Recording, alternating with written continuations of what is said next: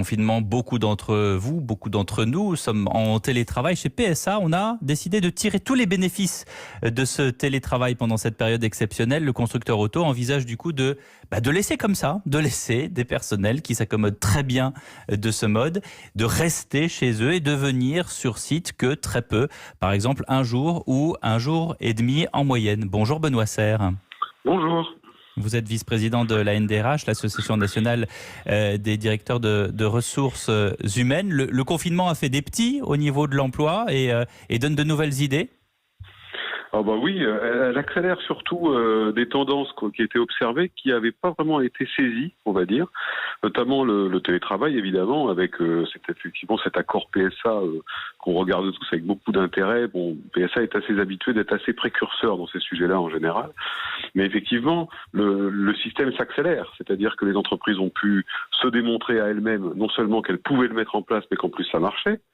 Que ça leur donnait un certain nombre d'avantages de qualité de vie au travail, de désengorgement des transports hors Covid, et voire quelquefois d'ailleurs de réduction de leur surface immobilière, parce que c'est aussi annoncé comme un des éléments, ce qui fait que le système va accélérer et faire des petits, comme vous dites. Ça signifie qu'il va y avoir d'autres entreprises comme PSA qui vont lui emboîter le pas, qui vont finalement dupliquer le système à long terme ? Alors c'est assez probable, beaucoup de discussions, les études et enquêtes qui sortent sur le sujet montrent que c'est une véritable attente des salariés, de voir comment cette crise va permettre de provoquer une réorganisation du modèle habituel de travail, dont le télétravail. Il y aura sans doute d'autres éléments, et les sujets de réorganisation du travail, ils vont aller au-delà de la crise, mais évidemment, ils vont se figer ou se fixer pendant la crise parce que c'est une forme d'opportunité. Les entreprises auront besoin de se réorganiser assez fortement pour faire face aux prochains mois qui sont devant nous, même au-delà, prochaines années probablement.